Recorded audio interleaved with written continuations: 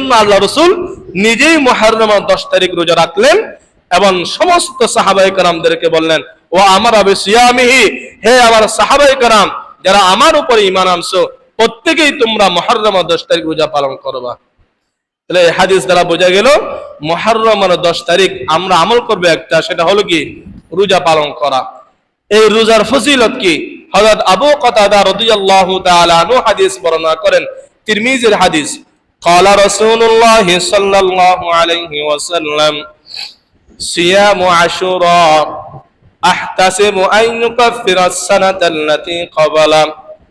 আল্লাহর হাবিব বলেন, যে সমস্ত মুসলমান নর নারী মুহররমের 10 তারিখ রোজা পালন করবে, এই একটি রোজার বিনিময়ে আল্লাহ ওই রোজাদার ব্যক্তির অতীতের 1 বছরের সমস্ত গুনাহ মুহূর্তের মধ্যে মাফ করে দিবেন। মুহররমের 10 তারিখ 1 নম্বর আমল রোজা পালন করা।